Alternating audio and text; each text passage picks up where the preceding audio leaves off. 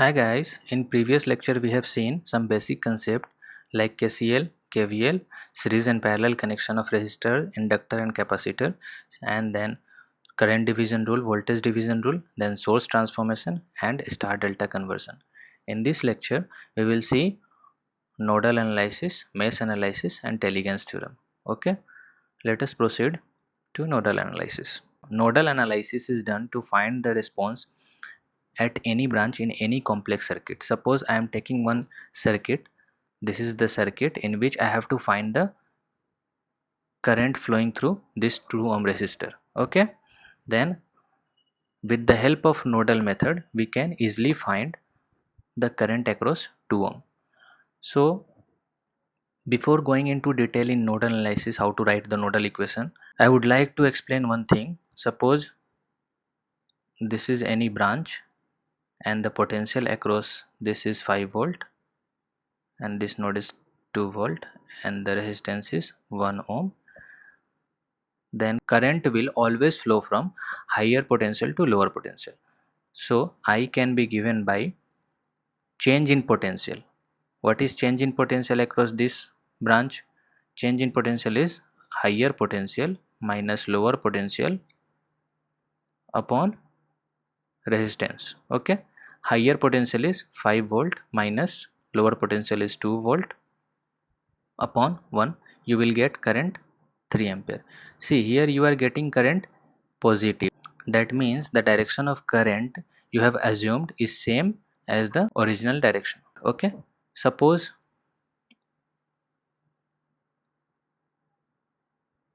this is at 2, this is at 1 and resistance is 1 ohm and you have to find current I told you current I is equal to higher potential and you are assuming that 2 is greater than 5, means okay, no problem. 2 minus 5 upon 1, you will get minus 3 ampere of current. That means the direction of current you are assuming, that is not correct. The actual direction of current will be from 5 volt potential to 2 volt potential. Okay, so remember these things, current will always flow from higher potential to lower potential. If you are taking opposite convention, then you will get the current in negative. Let us take one more problem like this. This is at minus 2 volt, this is at minus 5 volt and you have to find the current across 1 ohm resistor. Now tell me, minus 2 is greater than minus 5. Okay, means current will flow from this potential minus 2 to minus 5, which is given by higher potential, that is minus 2, minus lower potential, that is minus 5 upon 1, you will get 3 ampere. See, here you are getting current positive. That means the direction of current you are assuming is same as the actual direction of current. So remember these things, current always flow from higher potential to lower potential. Now let us see how to apply nodal equation. See, first you have to find the reference node. I am taking reference node this, and reference node is always at 0 potential. Now find the number of node. You will get, suppose this is at 5 volt. Okay, you will get this node, then you will get this node, you will get this node. There are 3 nodes, and find the unknown nodes. In this, at this node you don't know the how much is the potential. At this node, this is at 5 volt potential. Similarly, this is at 12 volt potential. Okay, now assume that, suppose you are going to write the nodal equation at node V. Okay, then assume this node at higher potential. Okay, means I am assuming that V is at higher potential to all other, with respect to all other potential, means current will always flow from higher potential to lower potential. Take it as I1, then I2, then I3. Okay, now apply KCL. I told you when I was teaching KCL, then I told you that take outgoing current as a positive. So here current is leaving, means I will write KCL equation I1 plus I2 plus I3 is equal to 0. Now replace this I1 in terms of potential. I1 can be replaced by potential I1 is the current flowing through 2 ohm resistor. So I1 can be replaced by change in potential divided by 2 ohm resistors. What is the change in potential? Change in potential is equal to higher potential minus 12 by 2. Similarly, I2 can be replaced by higher potential, that is V, minus 0 by 2, and I3 can be replaced by higher potential, that is V, minus 5 by 4 is equal to 0. So when you will calculate, you will get V is equal to 29 by 5 volt. You have to find what? I. I is flowing opposite to I2. That means I is equal to minus of I2. Now find I2. I2 is equal to V minus lower potential is 0 upon resistance. That is V minus lower potential upon resistance is 2 ohm. You will get 29 by 10. So I is equal to minus of I2, that is 29 by 10 ampere. Why you are getting current in negative direction? Because you are assuming that I is flowing from lower potential to higher potential. That's why you are getting negative. In actual condition, I is always flows from higher potential to lower potential. Got it? Suppose in this question, if I will reverse the polarity of this voltage source, okay? If I will reverse the polarity of this voltage source, initially it was plus to minus. If I will reverse it to minus to plus, then at this potential you will get minus 5 volt. Okay, now if you will find, then you will get I1 plus I2 plus I3 is equal to 0. I1 can be replaced by higher potential V minus lower potential 12 upon 2. I2 can be replaced by higher potential V minus lower potential 0 upon resistance 2. I3 can be replaced by higher potential V minus of minus.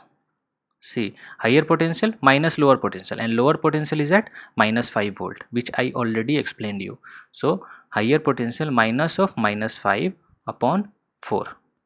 In this way you can write nodal equation. After that you can easily find V and then current I, that is equal to minus V upon 2.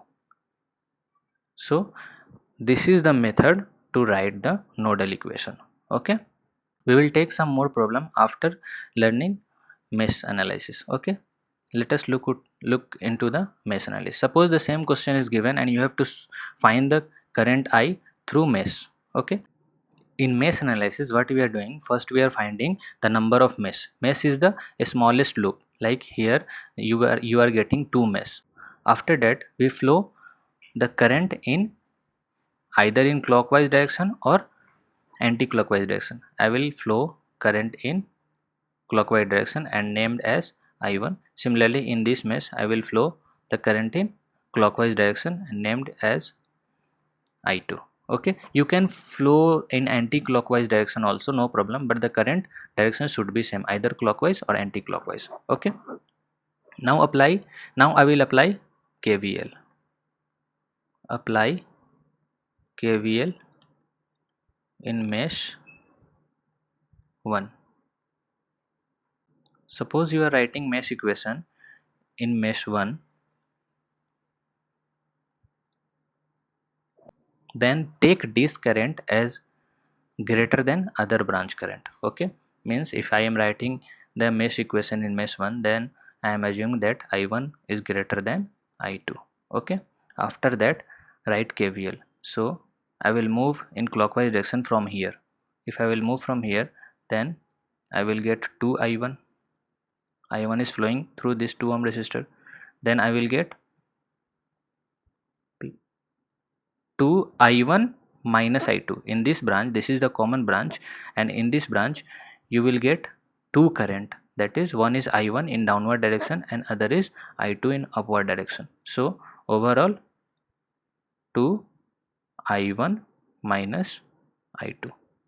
Okay, after that you will get minus 12 volt is equal to 0. So 4I1 minus 2I2 is equal to 12. 2I1 minus I2 is equal to 6. Now again write KVL in mesh 2. Now assume I2 greater than I1. I will move from here to I will move from here to here. 4i2, then I will get plus 5, then I will get 2, and in this resistance you are getting two current, I2 in opposite direction and I1 is downward direction. I2 in upward direction and I1 is downward direction. So you have to take I2 minus I1. I already told you that if you are writing KVL in mesh 2, then you have to take that current at higher value. That means you have to write I2 minus I1. In initial case you have taken I1 minus I2 because you are applying KVL in mesh 1 and you are assuming that I1 is greater than I2. That's why you have written I1 minus I2. In mesh 2, if you will apply KVL, then you have to take I2 greater than I1. Then you have to take 2 into I2 minus I1 is equal to 0. So you will get minus 2I1 plus 5I2, sorry 6I2 plus 5 is equal to 0. This is my second equation, this is my first equation. Solving first and second, you will get I1 is equal to 31 by 10 and I2 is equal to 1 by 5 ampere. Now you have to find the current I. See the direction of current I. Current I is flowing in upward direction. This is my I. I2 is also flowing in upward direction. Okay, but I1 is flowing in downward direction. So current I is given by I2 minus I1. Got it? You have to subtract this I1 in order to get I, and you will get 1 by 5 minus 31 by 10, that is equal to minus 29 by 10 ampere. See, here also you are getting current in negative. Why? In nodal also you are getting current in negative, and in while solving from mesh also you are getting current negative. That means this branch having higher potential here, and you are assuming current flowing from lower to higher, that's why you are getting negative. In this way you can solve mesh. Now let us take one more problem. This has been asked in GATE 2012, and we have to find the value of resistor R. This you have to find this. So first identify the number of nodes. Here you are getting one nodes, here one nodes, here one nodes, and this is, I am considering that this is at my reference node at 0 potential. That means this node will be at 100 volt, this node will be at 40 volt. Why? Because this voltage source, 40 voltage source is connected between this potential and ground. Similarly 100 volt potential is connected between this potential and ground. That's why 100 volt is at this potential and 40 volt is at this potential. Okay, I will name it as V, and I will assume that this is at higher potential while solving nodal. At node V, I am assuming that node V, this V is at higher potential, means current will flow from higher to lower. I am assuming that this is I1, this is I2, and this is I3. Now apply KCL at V, you will get I1 plus I2 plus I3 is equal to 0. Now I1 can be replaced by higher potential minus lower potential upon resistance, that is V minus 100 upon 14. I2 can be replaced by higher potential, that is V minus 0 upon 2. Similarly I3 can be replaced by V minus 40 upon 1 equal to 0. Now take V common, 1 by 14 plus 1 by 2 plus 1 minus 100 by 14 minus 40 is equal to 0. So after solving you will get V is equal to 30 volt. Now replace this V with 30 volt. This is at 30 volt. Now find I1. I1 you will get negative because this is at 100 volt and this is at 30 volt, and you are assuming that current is flowing from lower potential to higher, that means I1 will be negative. So I will find this current. I will find this current I you will get 100 higher potential minus lower potential upon 14, that is equal to 5 ampere. So 5 ampere is flowing from left to right and 10 ampere is in upward direction. That means 5 ampere will flow through this resistor R. If I will apply KCL here, then I will get 5 ampere is flowing from this resistor R. Now R is equal to what? V by I, and V is the change in potential. This R is connected with 100 volt and 40 volt. So 100 minus 40 upon 5, which you will get 12 ohm. Now suppose the same problem I want to find by mesh analysis, and in this problem I am assuming that R is equal to 12 ohm and I have to find this current flowing through source. Okay, the current flowing through source I have to find. So while writing mesh equation, you have to first identify the number of mesh. There are 3 mesh. So I will flow I1 current in mesh 1, I2 current in mesh 2 and I3 current in mesh 3. Okay, now I will apply KVL. In mesh 1, see I am starting from here. I will get first 14, and in 14 ohm resistor I am getting one I1 current from left to right and I3 current from right to left. That means 14 I1 minus I3. I have to take I1 greater than I3. That's why, because I am writing mesh equation in mesh 1. So I have to take I1 greater than I3. That's why I1 minus I3. In this across 2 ohm, see I1 is flowing in downward direction and I2 is flowing in upward direction, and the magnitude of I1 is greater than I2. That means I1 minus I2. Then I will get minus 100 is equal to 0. I will get, after solving, 8 I1 minus I2 minus 7 I3 is equal to 50. This is my equation 1. Now write KVL in mesh 2. Assume I2 is greater than I1 and I3. So when you will move from here, I am moving from 1 ohm resistor. So 1 ohm resistor 1 multiplied by I2 is greater than I3. I2 is flowing from left to right and I3 is flowing from right to left. That means I2 minus I3. Then you will get plus 40 volt. Then you will get 2 ohm resistor, and current will be I2 in upward direction and I1 in downward direction. That is I2 minus I1 is equal to 0.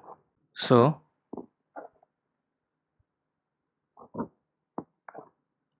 after solving, you will get minus 2 I1 plus 3 I2 minus I3 is equal to minus 40. This is equation 2nd. Now write KVL in mesh 3. While writing KVL in mesh 3, I will assume I3 is greater than I1 and I2, and I will move from 12 ohm resistor. That means 12 I3. Okay, when I will go from 1 ohm resistor plus 1, and I3 is flowing from right to left and I2 is flowing from left to right in 1 ohm direction. So I3 minus I2, because I3 is greater than I2. Similarly 14, and in 14 ohm resistor I3 is going from right to left and I1 is going from left to right. That means I3 minus I1 is equal to 0. So with this you will get minus 14 I1 minus I2 plus 27 I3 is equal to 0. So after solving this equation 1, 2 and 3, you will get I1 is equal to 10 ampere I2 is equal to minus 5 ampere and I3 is equal to 5 ampere. Now see, this is my I1. So current flowing from voltage source is equal to 10 ampere. This is my I2. I2 will be opposite to this. I2 will be like this, and I2 you are getting 5 ampere, that means this current will be I2 are getting minus 5 ampere, that means this current will be 5 ampere. Okay. Now see, while solving nodal equation, you are assuming that 10 ampere current is flowing from 100 volt source and 5 ampere current is flowing from 40 volt source. So while solving mesh equation also, after considering 12 ohm resistor, you are getting 10 ampere flowing from 100 volt and 5 ampere flowing from 40 volt. Got it? In this way you can find the response in any branch in any complex circuit by using nodal and mesh. Generally nodal equation is very easy to write. We don't prefer mesh analysis in most of the circuit, because you will get 3 equation 4 equation which is very difficult to solve. So generally 80 to 90% I will solve any type of circuit by using nodal method. Got it? Now let's move to Tellegen's theorem. What does Tellegen's theorem states? Tellegen theorem says that in any network, the algebraic sum of power at any instant is equal to 0. This means power delivered by any active element is equal to power absorbed by any passive element. Okay, this is the Tellegen's theorem. Suppose I am taking one example. I am taking same example which I have taken while solving nodal equation. This is my circuit and I have to find which element is delivering power and which element is consuming power or dissipating power. Now take one note. In this note, if the current enters from positive and leaves from negative, then that element is absorbing power. Similarly, if the current enters from negative and leaves from positive, then that element is delivering power. Okay, means this is one element E, okay, and the potential across this is plus to minus, and this is another element E and the potential across it is minus to plus. See in this, if the current is entering from positive and leaving from negative, that means it is absorbing power. Okay, similarly if the current is enter from the negative terminal and leaves from the positive terminal, that means it is delivering power.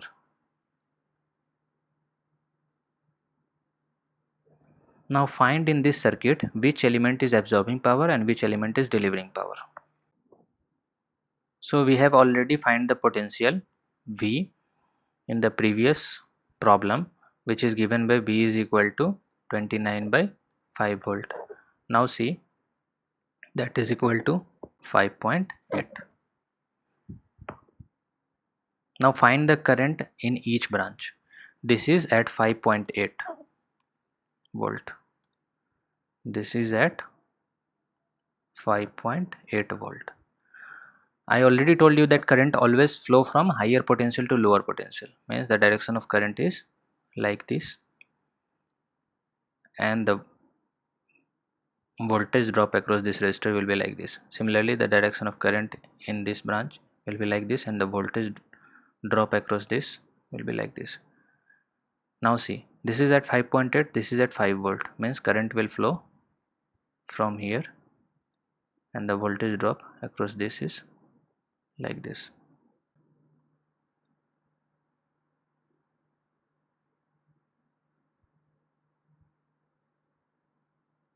Now find I1, I2, I3.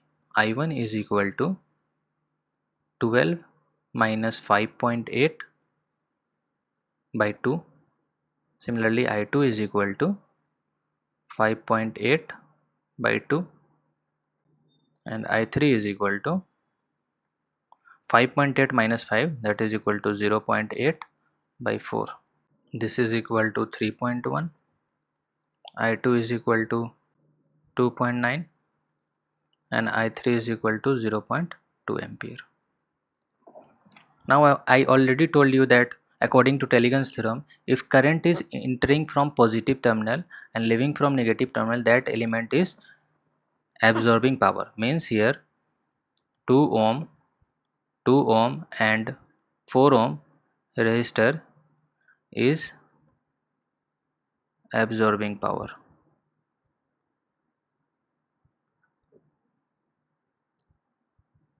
Now see this 5 volt, this is absorbing or delivering. Current is entering from positive and leaves from the negative, that means 5 volt is also absorbing power. Okay, and 12 volt, see in 12 volt current enters from negative and leaves from the positive, that means 12 volt source is delivering power. According to Tellegen's theorem, P absorbed must be equal to P delivered and power is equal to Vi. So P absorbed, P across 2 ohm plus P across 2 ohm plus P across 4 ohm plus P across 5 volt must be equal to P across 12 volt. Then only Tellegen's theorem is verified. Now find P across 2 ohm. P across 2 ohm will be I1 square into R. I1 is equal to 3.1 square multiplied by 2. You will get 19.22. Similarly, P across this 2 ohm is equal to I2 square into R. I2 is 2.9. Square of 2.9 multiplied by 2, you will get 16.82. P across 4 ohm, I3 square into R, 0.2 square multiplied by 4, that is equal to 0.16. How will you find the power across this voltage source? Power is equal to Vi. So voltage having this voltage source having 5 volt and current flowing through is 0.2. That means 5 multiplied by 0.2, which will give you 1 watt. How much power delivered by 12 volt source? 12 multiplied by I1. I1 is 3.1. 12 multiplied by 3.1, that is 37.2. See, the sum of these four is equal to 37.2 only, means Tellegen's theorem is verified. Now take one more example in which I have to prove the Tellegen's theorem.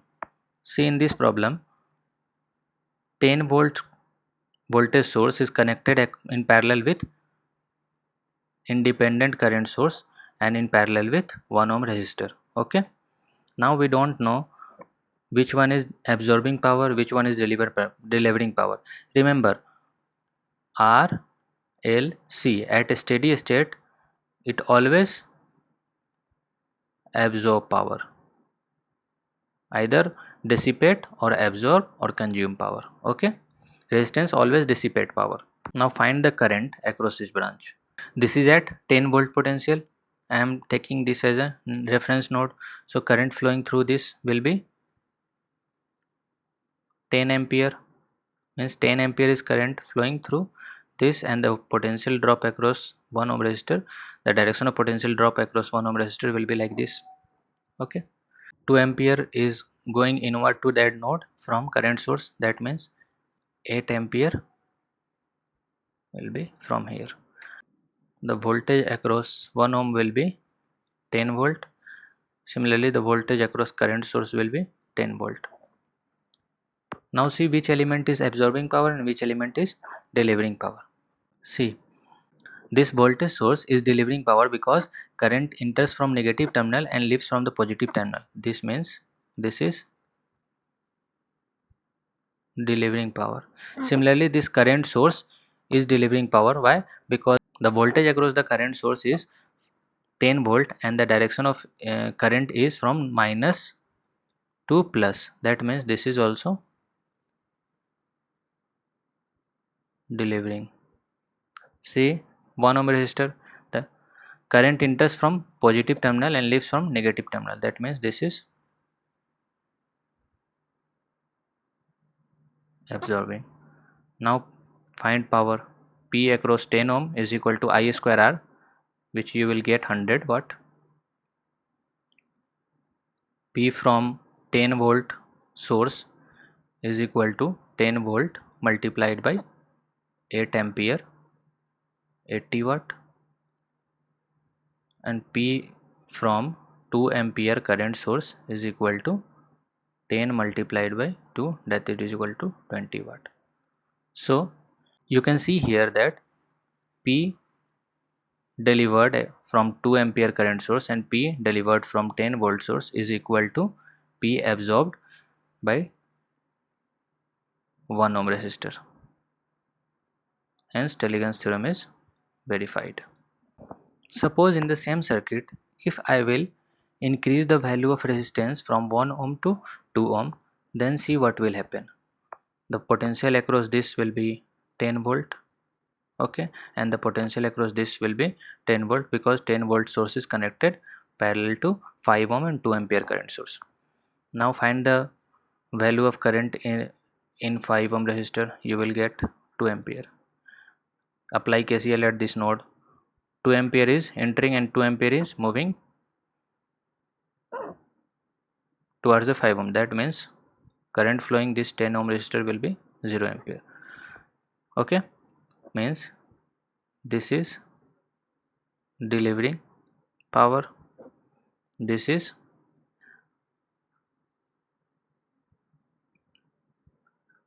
absorbing power, and this is neither absorbing nor delivering because current is 0 across 10 volt.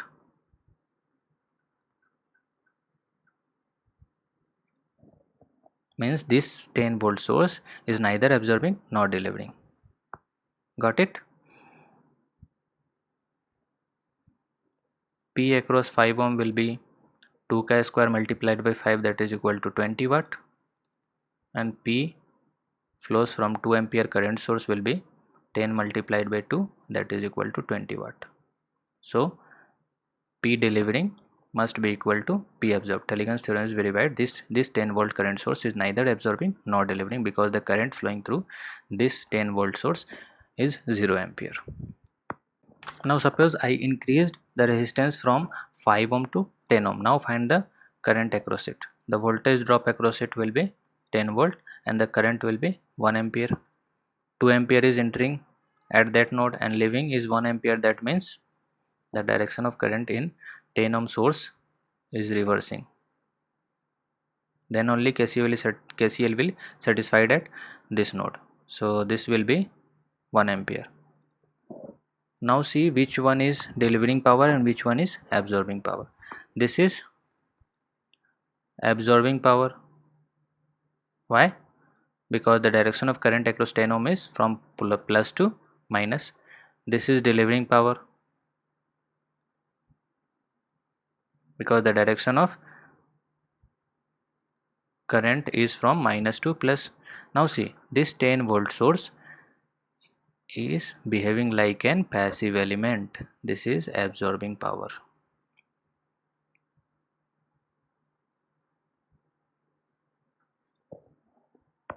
If you will find the power absorbed by this 10 volt source, that you will get 10 watt.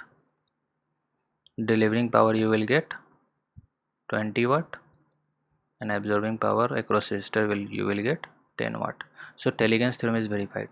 Now here you will see that this 10 volt is absorbing power. Although the voltage source is an active element, but with different circuit arrangement, this 10 volt source is behaving like a passive element because it is absorbing power.